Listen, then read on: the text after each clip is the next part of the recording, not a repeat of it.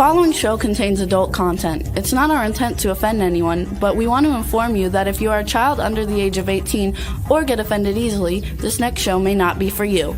The content, opinions, and subject matter of these shows are solely the choice of your show hosts and their guests, and not those of the Entertainment Network or any affiliated stations. Any comments or inquiries should be directed to those show hosts. Thank you for listening.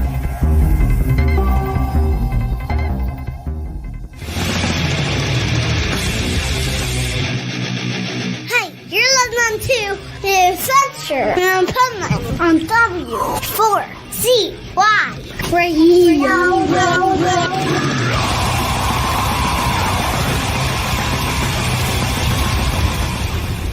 Wake up, America! It's time for the Adventures of Pipeman on W4CY.com, West Palm Beach's #1 internet radio station. Here's your host, the Pipeman. Yo, it's What the Fuck Wednesday here on the Adventures Pipeman, W4CY Radio, W4CY.com. And I got to tell you something. We're broadcasting live today from the Statue of Liberty in France. So let's bring on our pipe nuts and let's find out what they think about that. Well, then. Are you still in Louisiana or are you with me in France at the Statue of Liberty, Swamp Nut? I am everywhere you want me to be, Pipeman. Have his studio nuts in Wellington, so he doesn't know, but yeah, we're broadcasting live in France from the Statue of Liberty because if any of you read the headlines and not the news and just spread stuff like you do, you probably think right now, but it may come true later down the road because remember, 2016, I did a parody satire thing that, that Trump was going to invade Canada, and here we are.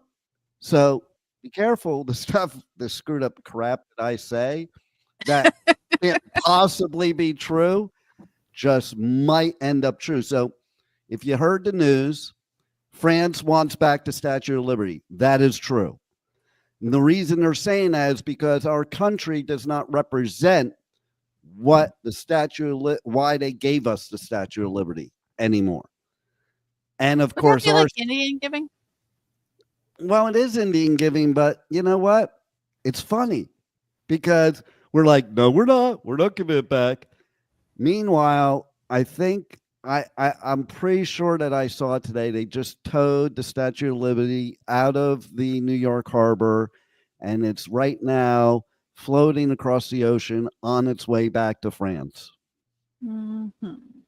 Yeah, that's going to be Well, because somebody said, a fearless leader said, "You want it? Come and get it." Kind of like what happened when we tried to deport people to Mexico and they said, "Oh no, you can't do it that way." You know? Well, you can't actually. So when somebody gives it, I'm trying to stop things from happening here before it gets too bad. So when someone gives you a gift, is it on a borrow system or is it a gift? Well, let me ask you a question. Let me ask you a question, Rebel. In Louisiana, yeah, if you gave somebody, let's say, a knife as a gift, and then they became a serial killer and was starting to cut people up with that knife and kill them, would you take back the knife? Well, no, because it's not mine to take back and they probably need it for evidence. But, Well, why would they? Well, maybe you would, so they would stop killing people. You mean you don't care if they just keep killing people? It is not my responsibility to take. Did I give them the wait a knife minute. Don't people? you remember Seinfeld when they all got arrested for breaking the Good Samaritan law?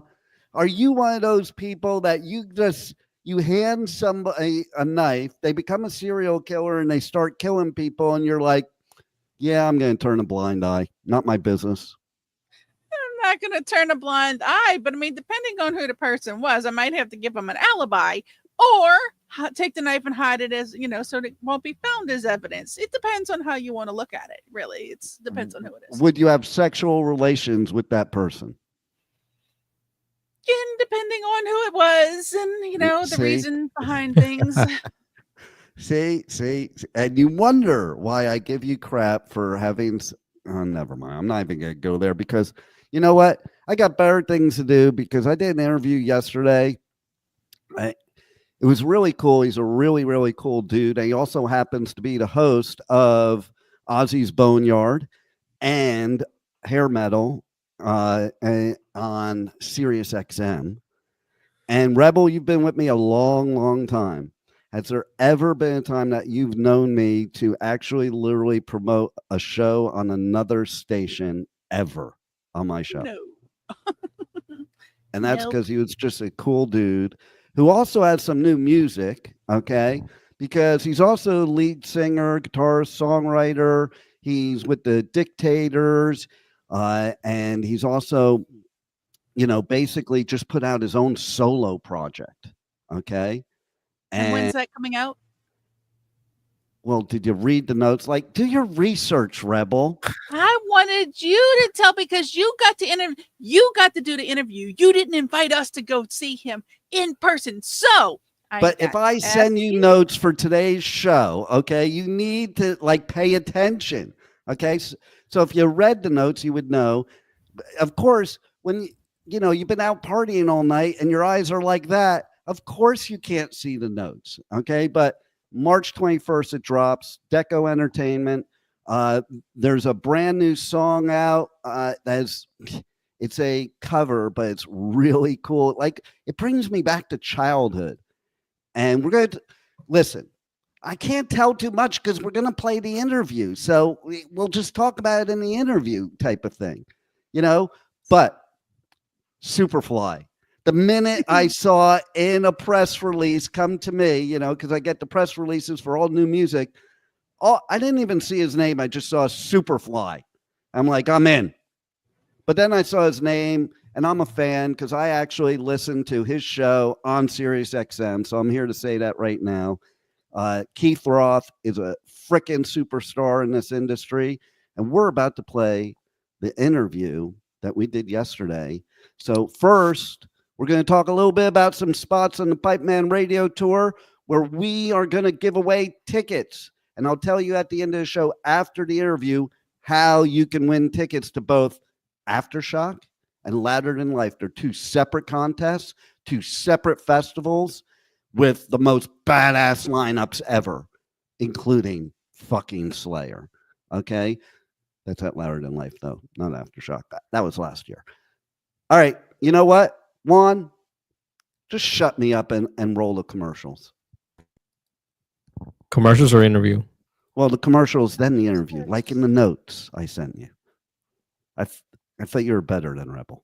Well, you said after the video, play the commercials. Oh, maybe I did. You know what? Play them now. And yeah, you're right. We'll play the commercials after the interview. You're right. I'm wrong. Roll it. Darkest at night with the moon shining bright. There's a set going strong, a lot of things going on. The man of the hour has an arrow of great power. The dudes have envied him for so long. Ooh, Superfly, you're gonna make your fortune bad. But if you... This is the Pipeman here on the Adventures of Pipeman W4CY Radio. And I'm really excited about our next guest because I hate to mention this considering I own a radio station and I'm on my own radio station, but I listen to him all the time on Sirius XM because he's badass, but he's also a badass musician. And he brought me back to my childhood with this new single we have and so we're going to talk about it a little bit. So let's welcome to his show, Keith Roth. How are you? Pipe man, good to see you, man. Good to catch up with you again. I mean, absolutely. And thank you. I'm glad you like the single, man. It's funny because as somebody in all the stages of rock music, I've pretty much hit most of them. Being born in the '60s, I got the '60s, the '70s, the '80s, and all the way till now. And man, Superfly. I mean, that just, the minute I saw, I didn't even see your name first in the press release. I just saw that, and I'm like, now that's an interview I have to do. I'm glad you did it. I'm glad we did that song because, I started writing songs, which eventually turned into this album. And we were working with Bob Pantella from Monster Magnet, Atomic Bitch Wax. We always did a lot of recording out of his studios, Freak Shop Studios, which was like being on a galactic spaceship. But I always loved the song, and I had a lot of different people play on this. And I said I always wanted to cover Superfly. I love Curtis Mayfield. I love the film. I love that whole 70s genre. And we just started jamming on it. And Bob laying down that groove, and we kind of tracked it really quickly. And then when he started adding all the percussion in there, and then he's like, all right, man, you should really like go for it with the vocal. And then all of a sudden I'm listening to a rough mix. I'm like, this is on the fucking album. This nice. Because I love Curtis. He's been embedded in me. And, so I'm really happy the way the single came out. I mean, a lot of people are like, why are you going to release a cover song for your second single? Because it fits the theme of the album. And it's as you said, the 60s, the 70s, the 80s, the 90s. I love all kinds of music, and I've always, loved all kinds of music. So I think a lot of different influences are all over this record. I think that's a cool thing about growing through all these decades that really are like where rock evolved over the years, because we got a taste of like just about every bit of it, where I think sometimes people today may not have that taste. I've actually talked to people at festivals that don't even know who Led Zeppelin is, Wow. Stuff like that, or the Beatles, Crazy. It just blows my mind, because it's funny. You take Ozzy as an example, since you're on Ozzy's Boneyard. Right. Ozzy is Ozzy because of the Beatles.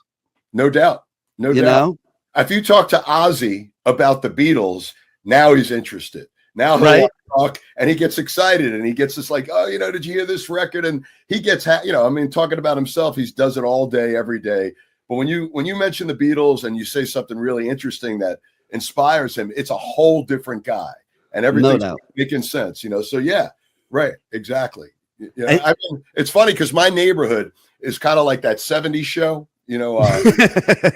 So like all the kids in my neighborhood, they're like 15, 16. Their hair's, some of them are hair down to here, and they're walking the streets with boom boxes with their Led Zeppelin, Pink Floyd shirts, and I'm like, right on, man, this is great. Nice. They got to another generation, and especially with the Zeppelin film. But that's crazy. If you play music or you're going to a festival and you don't know how Led Zeppelin is, you should be escorted out of there. I know, right? It's wild to me. But then there's the other side, like you're mentioning. It's wild. I'll go to festivals. I'll see kids with like Misfit shirts on or a Pink Floyd shirt on. And I'm like, and they're not just wearing it to wear it because it looks cool. They actually know the music. And see, that's cool to me too, is like you go to a show now or a festival, like in the 80s, I would go to these shows and we were the same age as the bands, and there was nobody older than us there, Right. And now you see we're still younger. We're still the youngest people there. Right. And now you see these kids that are going to Metallica shows, and I'm thinking to myself, that's badass, because when I was their age, there was no way I was going to see a band that was in their 60s or 50s. That's true. And, we were talking earlier about, you seeing Metallica out in the Bay, and I saw them the first time. And, I know you're a Jersey guy originally. So the first time I saw them was playing a roller skating rink in Old Bridge on Route 9 with Raven. And you saw them out in the Bay, and it was like, I mean, it's cool. And it was a DIY scene that was happening. And I have older brothers that got to see the Dolls at Mercer Arts Center. And so I felt like this was like a cool little revolution, but that my wildest imagination did I ever think that Metallica would become the next Led Zeppelin. And now you see all these kids and they go there with their parents, and it's like, it's all ages, and it's cool. Also with vinyl, we grew up in that vinyl era, right? Mm-hmm. I love the fact that vinyl has kind of saved the record industry. Sure, a lot of it is reissues, but the younger kids that I talk to or come out to shows, if they don't have it on vinyl, they don't own it. They have streaming services. I love it. To see if they're actually going to buy the record, which is kind of cool, because we used to trade cassette tapes, which is really that different. You know, I could make you a tape of a record I just bought. You throw it in your car. You can listen to it on your stereo. It's a little bit longer to access it, but now I love the fact that vinyl, you know, is resurrected. And the beauty of when we were kids with vinyl, you'd sit there, you read the liner notes, you knew who every producer was, who mastered stuff, and so it's good that kind of infected another generation. A format that we thought was long dead is really the main thing that's keeping the industry alive. You know. Yeah. I also have ADHD, so if I went on a whole different tangent, I do apologize. Oh man, I love that, because on my show I always go on different tangent. It doesn't matter. Like if you pick up something, I'm like, oh, I'm gonna run with that. You know, that I think that's the way radio should be anyway. You know, like especially in this arena, you know, it should be just like let it take a life of its own. Mm-hmm. Is basically where it comes down. And yeah, so my first album ever, here's an interesting story. My first album ever, I won at the Boardwalk in Seaside Heights. I've heard a lot of people say that, so that's cool. What did you win? So I saw this album up there. I was like, man, those fucking dudes look cool. And it was the Kiss original album when it first came out. My buddy Sean Mars, he plays in a band Mars. The same exact thing. He won the record at Seaside Heights on the Boardwalk, and it was the first Kiss record. That's amazing, actually. Right? How cool is that? Oh, yeah, and I became a total Kiss freak then after that. And we were talking about the Beatles. First grade, this dude did an oral report on the Beatles. And I was like, oh. And then I became like, I had wall-to-wall posters in my bedroom, but I was like kind of like, I don't know, schizophrenic or something, because one half was totally Kiss and the other half was totally the Beatles. And I always talk to people about how those two bands, people think that they're not related, talking about influences and where people, I found them to be so similar. Like, and I tell people, and they're like, I didn't think of that, you know, how like on every song that John and Paul wrote, it was John Paul. On every song that Gene and Paul wrote, it was Gene and Paul. And whoever wrote the songs would sing the songs, you know, and stuff like that. There were so many similarities. And I think that all holds to the evolution to where we are today. I agree. And the other thing about the Beatles and Kiss is that, you know, each guy, as you saying, sing songs, but also everybody knew all four members. As a Kiss fan, you knew all four. You knew Gene, Paul, Peter, and Ace, and you know, John, Paul, George, and Ringo. I mean, all four characters. You know, a lot of people with Led Zeppelin, they'll know Robert Plant or Jimmy Page. Some may not know John Paul Jones, and right.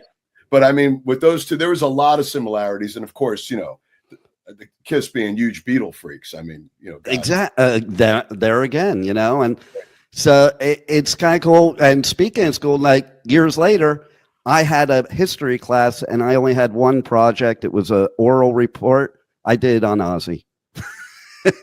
Black Sabbath, right? No, Ozzy. It was Ozzy when Blizzard of Oz came out. I had Blizzard of Oz on 8-track, by the way. And and there was a music teacher that took over the history class.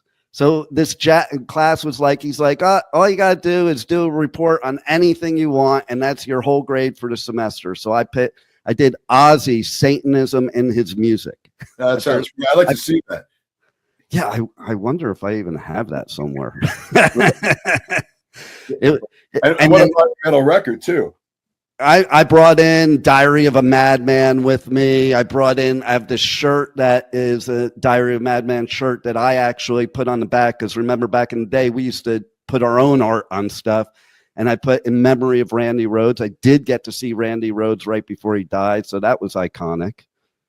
I saw Ozzy and Randy. First time I saw them was at the Palladium. You remember the Palladium on 14th Street? Yeah. There was two shows. It was a 5:30 and a 9:30 show. We're young. So the plan was, all right, we'll go to the 5:30 show from Metro Park. We went, Penn Station. We'll walk down to 14th Street. Show will be over by 8 o'clock. Our curfew was like 10. I mean, we were young kids. Right. And we saw, Motorhead opening, and reading about them and then seeing them visually, I was like, holy shit, Lemmy from Hawkwind, this band is insane. And then Ozzy with Randy, and we're like, fuck this. I don't care if I'm grounded forever. And then back in those days, I mean, we had really good seats for the 5:30 show, but we went out and scalped for the 9:30 show all the way in the back of the play, and we spent like $20. I mean, that was like kind of a standard thing back then. Right. And we watched, and needless to say, when I came home, both my parents were sleeping. I didn't get in any trouble, and neither did my other friend. The other guy that was with us was grounded for like a month. And as a matter of fact, I don't think I ever saw him again. But it was well worth it to see, And so I know what it was like to see Ozzy and Randy. And we didn't have cameras. We just had trees, it was great. It's funny because I have a similar story. It was one of those things where they were playing. Ozzy was playing New Year's Eve in LA. I think it was at the Forum or something like that. And me and my bro, I said to my dad, yeah, I'm sleeping over so-and-so's house. And he said he was sleeping over my house. And then we went to the Ozzy show. Right. And we came back and we lived in Lake Lindero in Agoura in California. And there was like a hill down to the lake in my backyard. So we just waited down at the bottom, like for my parents and my dad to kind of wake up and like, we were going to come back home or something like shit like that. We were out in the morning or whatever.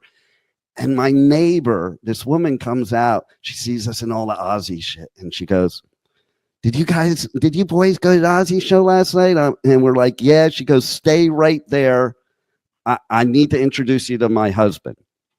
And we're like weirded out because my next door neighbor, we're going to get in trouble, man. Right. And then the husband comes out. Yeah, the husband comes out. He invites us up to the house, brings us in his studio, which was wall-to-wall cassette tapes. He was fucking Ozzy's promoter. Oh, really? Right next door to me. I never knew. And so he's like giving us swag and all this stuff. And I'm like, it was like the coolest experience ever. And then he hands me this cassette tape. And he said, this band is going to be in America in like 6 months. Nobody knows about them yet here. I'm giving you the demo tape, and they're going to be huge. And that was Accept, Fast as a Shark. Wow. Right? Yeah. And that was a heavy record too, man. I remember being pretty floored when I heard that album. And it's, that was really cool and unique at that point. It took them a while to catch on. And what's funny is, you being a Jersey guy, Mark from TT Quick has been singing with them for so many years. And I just saw them on not this Monsters of Rock, the last, and I, for the first time, ironically getting to see him with Mark. You would have thought I saw him sooner, but I didn't. And to me, they were even better than nice. But yeah, of course, man, that's pretty cool when you have a neighbor that could turn you on to bands months before the record comes out. Right, and I was like, I don't know. And you could always blame them now. Say that again. No, I'm saying, if you went to the Ozzy show, you're just like, oh, the neighbor gave me stuff. Our neighbors is, he works promotions for him. Yeah, no, Dad, we didn't go to any show. Hit our neighbor, and you got somebody cool to vouch for you, which is always a great thing. Totally. So, one of the things I wanted to ask you too is, what's it like to be the musician and the radio jock? I've been a musician as far back as I can remember. And, I never had any aspirations to do radio, to be honest with you. And a woman, Amy Christie, who used to run a rock magazine, in New York and New Jersey, she came out and did a story on a band I was playing with in the 90s. And then she moved, and then I was living in Long Branch, New Jersey at that point. And she moved down to that neck of the woods, and there was a radio station opening called The Rat. I remember The Rat. Still there, a lot of the same crew. And she said, would you be interested in doing a radio show with me? I've been talking to the general manager, and my first reaction was like, no, I don't want to like front and back sell like, hey, Memorial Day weekend, the Big 9 with Van Halen or Korn coming up, No, she's like, no, we could, play whatever we want as long as there's no obscenity, and between the people we know, we could bring bands down. And so we went into this meeting. I never expected to get it. My daughter was just born. I dropped her on the table of this big meeting. They want to meet with us. And for some reason, the great Dan Finn said, I have a feeling about you guys. And he took a chance, and we did that show. I ended the show back in July of 2024, but that was in like 98.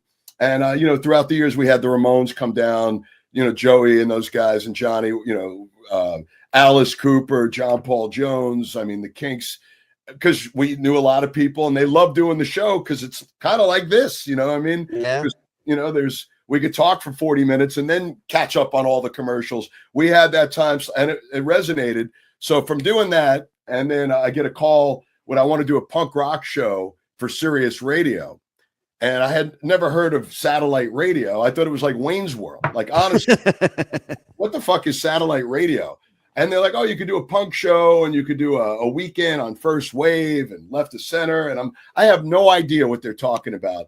But to be honest, the bread was good enough to come into the city. And they said it would be 1 day a week, 5 hours, whatever. So I come in for an interview, and I walked in. And when I got off the elevator and I walked through that glass door, and growing up on New York legends like Meg Griffin and Carol Miller and Pat St. John, they were all there. And wow. And I'm like, I better educate myself quickly. So that's how I started. I did a punk show called the Punkyard, and then which led me doing the Boneyard, which became Ozzy's. It was Buzzsaw, which became Ozzy's Boneyard. And then Meg Griffin, who I'm very close with, she connected me, even though I was friendly with David Johansen, but having the honors to produce and engineer his show and for over 20 years. So, that's how I got into radio, but a musician. And it's funny because people who only know me as a musician, and there's people that only know me from radio. So with this solo record, I guess the hope is to bring them all together. They're like, all right, we know Keith Roth from so-and-so, Frankenstein 3000 or the Johansen Group, whatever they know me for.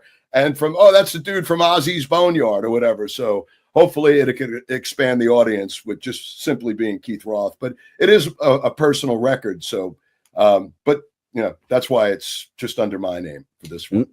And tell us more about the record. Okay, we talked a little bit about Superfly, but give us a little insight on the rest of the record and, what came from inside. Well, I also play in a band called the Dictators that have been around since the 70s. And so it was a really, really great time, as an artist, because they had wanted to put together a Frankenstein 3000 compilation, which just came out, called Lost in Space Volume 1. So I was really digging through the vaults and tweaking stuff on that. And the Dictators were in the thick of making a new record. And I was really prolific in writing. But all these songs didn't make sense for the Dictators or Frankenstein. So I went to my buddy Mike Jaffe. I'm like, I got a group of songs. What do you think of these? And he's like, these are really cool. And he has a studio. And he's like, let's work them out. And then we went into Bob Pantella's and we started recording stuff. But I just knew that these songs were more personal, more me. And a lot of different variety. And plus, when it's your name, you could do Superfly, or you could do, something that somebody said the other day sounded like the band Luna, which I loved, or or just like a rock song like the opening track, Don't Feel Like Thinking Today. But it's there's a theme in my head. It's a concept record. You have to kind of jump in to see what it's all about. And having a lot of great people help me out on it, like obviously playing with Ross the Boss from the Dictators and working with Punky Meadows in the past. Him and Danny are on there, and Albert Bouchard lays down some drums, and Bob from Monster Magnet, who I've done a lot of work with throughout the years. And, it's one of those records, and you don't cherry pick it. You just hit play, and it's a musical journey. And if I'm happy with it, to be honest, that's the one thing I learned many years ago is I never really was into following trends. I mean, if you look at my musical history, none of it matches up to what was going on at that point. You know what I mean? I love it. In the 90s, it was punk rock, and then a band I was in called Bad Biscuit. We were very punk rock, and for the time, and then a lot of it kind of sounded like what Green Day did a few years later. But after, I just I became really happier when I just wanted to do my own thing, and that kind of, and stopped listening to a lot of stuff. I just was into my own thing for a while. And, the bands that I grew up with, as you were saying, like those are the really, around 87, 88 is when I really got out of, a lot of the metal stuff that was going on. And I reverted back to all the stuff that my brothers played around the house. And I grew up in the Bronx. So I thought everybody knew who the MC5 were, and the Stooges and David Peel on the Lower East Side. And nobody really knew. It was fortunate that this little area, people knew this kind of music. And then around 88, everything got so homogenized that I just reverted as a complete throwback. And, of course, along the way, you discover great bands like Red Cross or people that are doing stuff out of the box. But, that's, and being on, Ozzy's Boneyard, I mean, that's the stuff I grew up on. I mean, that was me and my buddies, keg parties in the woods, Black Sabbath, right. And, Guns N' Roses. I love Guns N' and of course, David Johansen who turned out to be one of my greatest friends ever, and his passing still devastates me. But all that 70s New York glam stuff and English glam stuff and punk rock, that's really what I listened to from 88 till now. It's funny you mentioned about your brothers, because there's some bands I've interviewed that I tell them, like I did the John Lodge from the Moody Blues recently, and I was the reason I took this interview is because I used to steal my brother's album of yours and listen to it all the time, and that is the cool thing today, is like we were saying before, it's like we have this history of different types of music throughout our life. It doesn't mean we didn't like all different types. It just means there were so many different trends and things that I think we're more well-rounded because of it in a musical sense. It's like, I can sit there and I could go listen to Earth, Wind and Fire and then go listen to Slayer.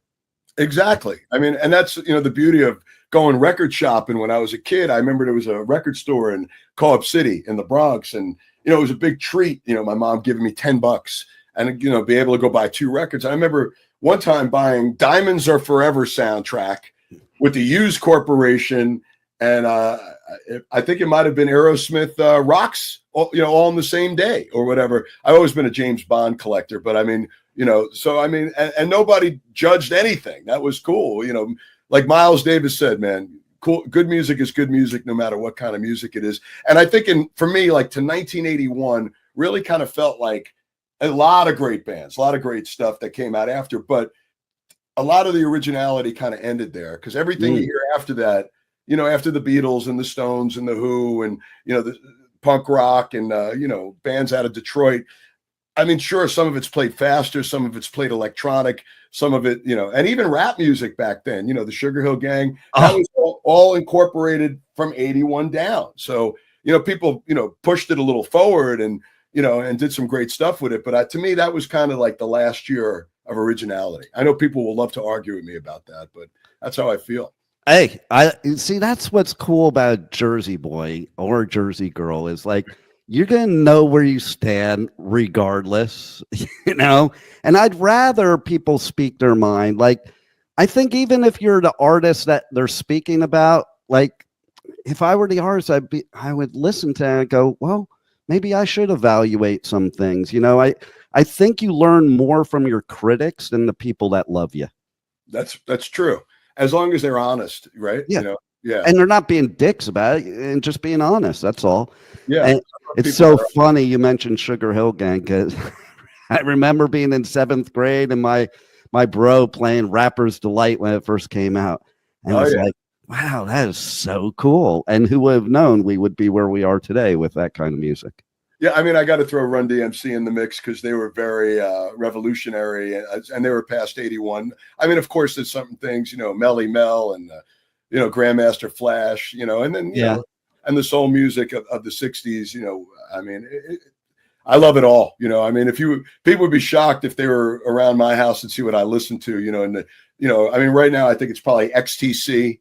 And some kind of 70s blaxploitation soundtrack, or Funkadelic, or Parliament, or or Black Sabbath. You know what I mean? Right.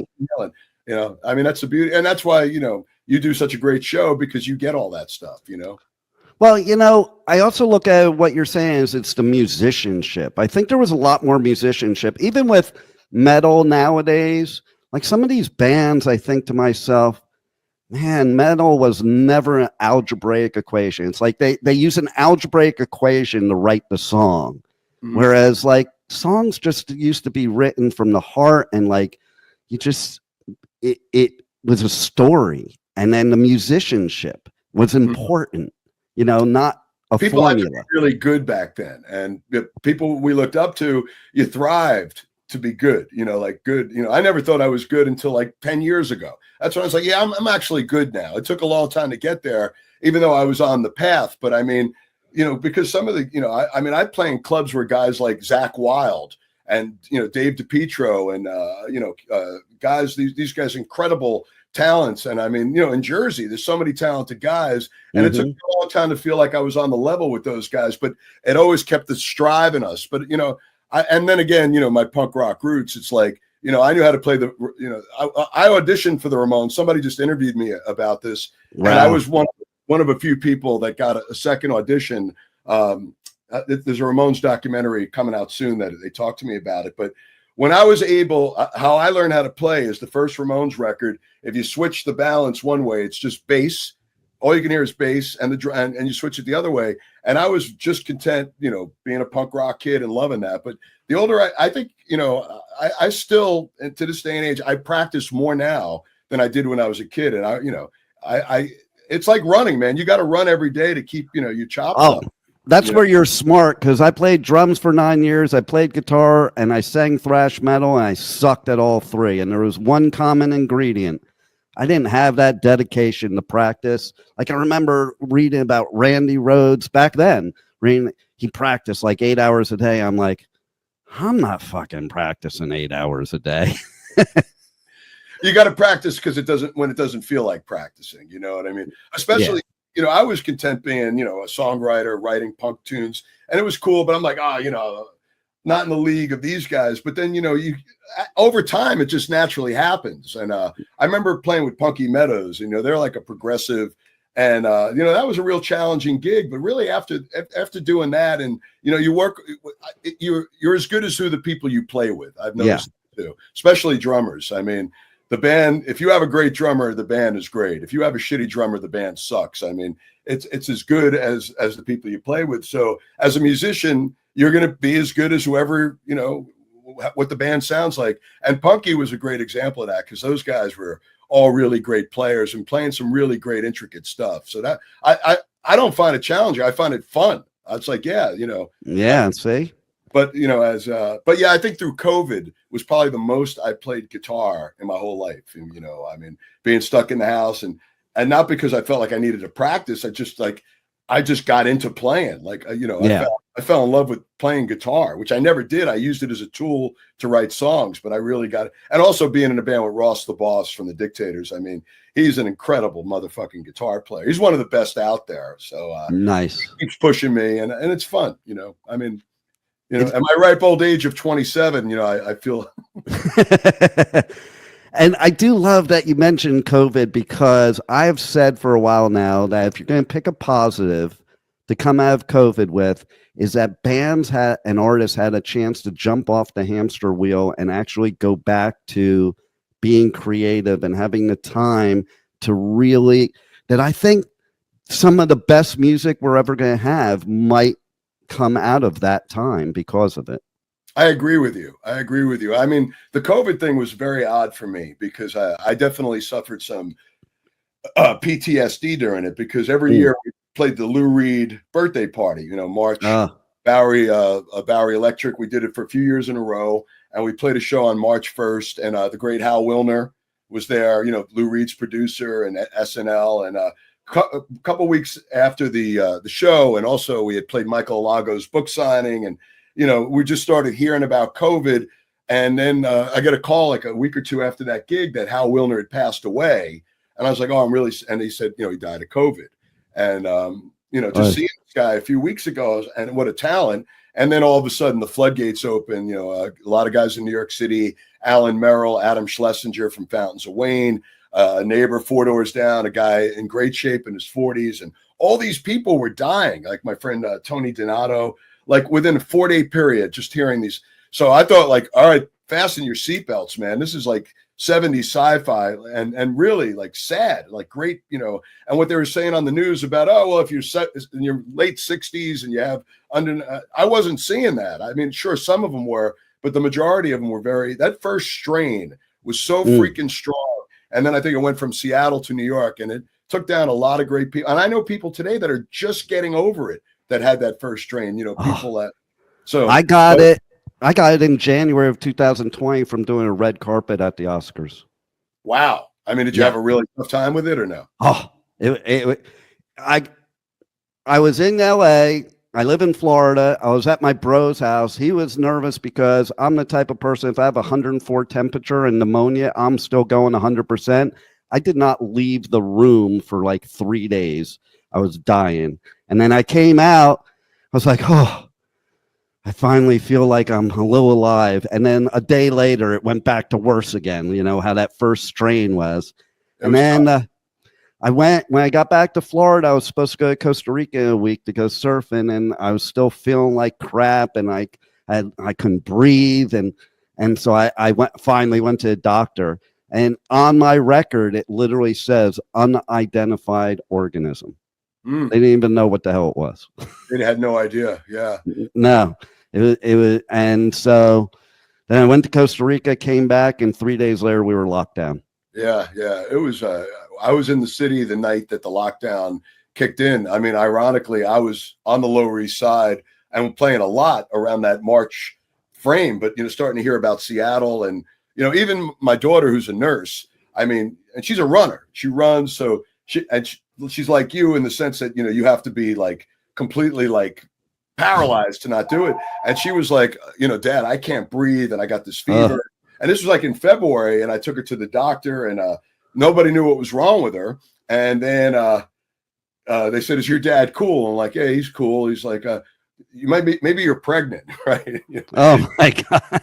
And then I left the room, but she had antibodies, so I'm thinking she may have had, before it was really announced what it was. But it was just devastating because we lost so many great people during. Yeah.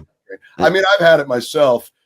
Maybe a year after. I really didn't have a hassle with it. And as a matter of fact, all the Dictators, we all got it together. And it's like to me, every time I get it. I just got off the Monsters Rock cruise, so I'm waiting for it to kick in. But it's just that headache is the worst part of it. Oh, no doubt. I had it 2 other times after that. My grandkids gave it to me. Oh. And it was pretty easy the 2 other times, I can say. Well, you're a pro. But I'm so glad that live music is back and better than ever in some cases. And like, here's the thing. I think people going to festivals and concerts were complaining way too much before COVID, that hopefully it changed their opinion. And just because I don't care now if some kid's up there playing a recorder, I want to be at a live show. I don't want to ever miss one again. It was so rewarding when the floodgates opened and going out and playing again. It was amazing. I think the first thing I did is Mark Weiss, the photographer. He's he did this event at some little theater in Middletown, and I have a cover band that I play in the Red Bank area, and we played, and we had people like Bumblefoot and Carmine Apiece. Anybody wanted to do anything at that point. And it was just great to see people again and being outside, and then shortly going out with the Dictators out to Canada and just getting back into the groove of it. I mean, listen, a lot of that stuff too is you really should throw yourself into it and let your body do its own business and get through it. And but when the floodgates opened up, I mean, that was great. And I don't even think about that anymore, to be honest. No, not at all. Not at all. I love that we're just living life again, and great music. So much great music is out there because of it, including your new album dropping on March 21st, couple days. The Law of Diminished Returns through Deco Entertainment. I am so excited about this because for those people out there that maybe have not heard you as the musician, or you've never put anything solo out, they need to get this album because it is badass. Tell everybody how they can get it, how they can, the types of packages that they can get, vinyl, whatever, your socials, everything they need to know. I'm kind of anti-social media, I mean, in all serious, decoentertainment.com, you could get the vinyl. I think there's limited edition blue vinyl that really looks amazing. The CDs and streaming come out on Deco Entertainment, Amazon. I just did a Talk Shop Live. I know they got some signed copies of the vinyl and the CD, talkshoplive.com, decoentertainment.com, Amazon, it's streaming on all your favorite platforms, wherever you stream music. So check it out. Hopefully you like it. And, thank you, man. Thank you for, talking about the record. I really appreciate that, Pipe Man. Oh, absolutely. And the first single you put out in December, that speaks to me. I don't feel like thinking today. I think lately I've been feeling that a lot.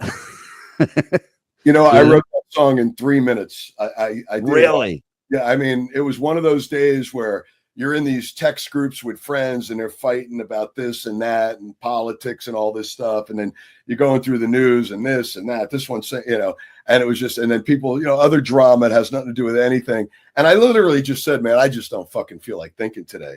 And I'm like, that's a pretty good song title. And then I just grabbed the guitar, came up with the riff, and I was like, it just came out of me. And most of the verses that I scattered away became a lot of the end. But it's a very poppy, fun song. But there's some real honesty in those lyrics about, you know, just what was going through my head for that timeline at that point. But yeah, I think there's another song that's only available on the CD, and I don't even think it's going to be streaming, but that's going to be a release, because now with the record dropping on Friday, it's just those two singles, but that one's going to come out after the fact, and I think we're going to do a video for that. But yeah, you know, listen, at this point, I know every bell and whistle on the record, so I'm ready to do another one, you know. I love it. I love it. Any final thoughts you want to give us on the record or anything you got coming up? Yeah, well, as Keith Roth, I got some shows coming up with Foghat. It should be an interesting, fun, and I know Roger for years, so I know we're playing May 17th in Patchogue, New York. I know the Dictators were on Little Steven's cruise, which is in May. We're looking way forward to that with Social Distortion and the Helicopters and X, and there's other stuff popping up, but Dictators dates will probably be announced before we get on the cruise. As getting back to me with the solo stuff, some shows with Foghat, but there's a lot of stuff that's kind of culminating right now. So over the next couple of weeks, a lot more info. But you know, you can find me on Facebook, Keith Roth, the Dictators site. You know, keeps in the loop, and of course, you can listen to me every day, rant and rave on Ozzy's Boneyard and Hair Nation, and finally, the David Johansen tribute that me and Meg Griffin are doing is airing on Wednesday. I don't know when this is airing, so but that airs Wednesday, 11 p.m. East on the Spectrum, channel 28. And it's me and Meg talking about personal stories with David and sharing some of our favorite songs. And I think it'll probably be on demand after that as well. Nice. Well, we'll make sure to air this so that they can catch that and get your album and all that good stuff. And you are badass. You are badass. Thank you. Well, thank you very much. And hey, thanks for being on the Adventures of Pipeman. I hope to be back again, Pipeman. Thank you, bro. I hope you are too, and I'm sure you will. And now I gotta go do my live show. So we'll talk more, and we'll promote the shit out of this on my show, because you're just the all-around music person, and everybody needs to, if they don't know you, they need to get to know you, and at the very least, go get the album. Thank you for spreading the word, man. It's been a lot of fun hanging out with you before the interview and now, and you know, the Pipeman, rock and roll, my brother. Louder than life, America's loudest festival returns to Louisville this September with Slayer, Deftones, Avenged Sevenfold, Bring Me the Horizon, plus Sleep Token, Suicide Boys, Bad Omens, Rob Zombie, A Perfect Circle, Marilyn Manson, Evanescence, Knocked Loose, 3 Days Grace, Lamb of God, and so many more. Louder than life. September 18th through 21st in Louisville, Kentucky. Passes are on sale now at louderthanlifefestival.com. Aftershock Festival returns to Sacramento for its biggest year yet with Blink-182, Deftones, Korn, Bring Me the Horizon, plus A Perfect Circle, Bad Omens, Rob Zombie, Good Charlotte, Turnstile, Gojira, Marilyn Manson, Knocked Loose, 3 Days Grace, and so many more. Aftershock, October 2nd to 5th at Discovery Park in Sacramento. Passes are on sale now at AftershockFestival.com. Man, I gotta say, I'm pumped about those two festivals, because they have, each one of them, some of my favorite all-time ever bands. And so here's what you got to do, people. You can win tickets to Louder Than Life. You can win tickets to Aftershock. All you have to do is DM me, Pipeman Radio, on any of my socials. And in your DM, tell me for that specific festival that you're looking to win tickets, because you can only win to one. Tell me what you think are my 5 favorite bands to see at that specific festival. And you'll be, whether you're right or wrong, you'll automatically be entered to win weekend passes. Okay. Man, these are two of my favorite festivals to cover. They have two of my favorite lineups this year, and that is badass as shit. And then, okay, make sure tonight to catch that show Keith was talking about. And so, Rebel. Yes. Uh-oh, she's scared. I'm not scared. Juan, He was you heard so how cool. she responded. Was she Yep. scared? Absolutely. Right? See. Okay. So, I was not Rebel. scared. Yes. What do you think of that interview? He is so cool. You are so lucky to have interviewed him. I know, He's got right? it going on. Here was what was cool too, is What? how you like at the end. I said I have to go to my live show, and literally we're back to the live part of it. It was like I planned it out, and I didn't. It's a show within a show. I know, right? It's the show within the show. You know what else it is? What? Fucking Slayer. No, it's more like what the fucking Slayer. There you go. All right. So, any final words from you guys? Anything else you want to comment about the interview or the Statue of Liberty or snails? Make sure to buy the album on the 21st. Good job, Rebel. You finally read the notes. I didn't read the notes. I listened to him. Oh, man. So, did you know, not that you should do this, but did you know what happens if you pour salt on a snail? Doesn't Do not it, try this at home. Doesn't it come out of its shell? Or doesn't it die? Yeah, it melts. It like bubbles up and melts. How weird is that? That's horrible. Why would you tell people that? Do I'm not telling do them that so at they home. don't do it. Yeah. Like I'm telling them so you don't. Why? Listen, because if I didn't tell them the answer, they'd be like, "Ooh, I'm curious. I'm gonna." Now try they know this what thing." happens. You Do made it not sound Try fun. this at home, no matter Don't who do you it. are. Don't do it. How about this? One last thing, and then we'll go, Rebel. Okay. Is this something you do in Louisiana? What happens when you combine a magnifying glass with ants? They burn up. Oh, look, she's done that. That's how. Look I at how have quick you knew that. seen people do it. Yeah, you can't see. Look at those glasses you're wearing. What are you gonna do? Perfectly fine. That's how You wild know what I cards love? are. Okay, what dots, but not perfectly fine. You know what I loved most of all about today's show? Is Good. that while I was doing that interview, Uh-huh. I went downstairs and like this is the first time there was waves in forever. And so I during the interview, I'm back and I'm looking, I'm seeing people surfing down there. So I decided, oh, I got some time. And I went down, surfed a few waves, and we're back ready to close the show out. Oh, you are so lucky. Look at you. Yeah. Well, it's time to go rock and roll, people. It actually takes me longer than that to get down 36 flights of stairs. If you got to walk down them, I'm sure. I do Talk run about down going with the stairs. flow. Yeah, I do run down the stairs though. Up the stairs, not so much, but down the stairs. It's a lot faster if you just jump off the balcony. I'm just saying. I tried it, Don't do but that. Just But surfboard on the feet already. Just no, the cord to my mic actually almost choked me. Because Don't- that's what I did. I figured it would be quicker if I just hopped on my surfboard and like glided through the air down onto the waves. Do not But- try that at home, people. There- Do there are not some- try that at home. Please, this is your PSA warning for the end of the show. Do What not the try fuck, that at home. Rebel? What the give them a quicker way to get down to the water? You cannot jump off a balcony, especially a balcony on the 30-something floor, and Like- land on a surfboard in the water. Don't do it. Do No. not encourage people to do that. Stop. I've seen the guys at Red Bull do way worse. Exactly. Well, Come on, Rebel. There's please. people that do way worse. Do not reenact I Jackass. mean, look okay? at you. Just saying Look at you, Rebel. The things you do. the things I you know, do. you're I don't teaching think people. Yeah, you're teaching No. people some really heinous stuff. Okay, I'm just I saying. do not teach people heinous stuff. I'm not the one talking about jumping off of a 30-something floor balcony on a surfboard. But with that note, I gotta go, and so do we.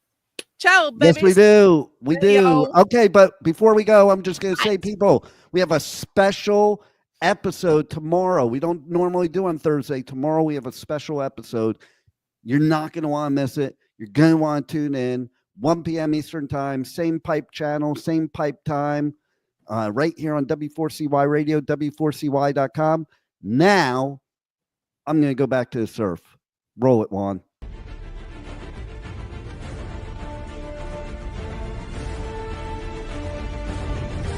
Thank you for listening to the Adventures of Pipeman on W4CY Radio.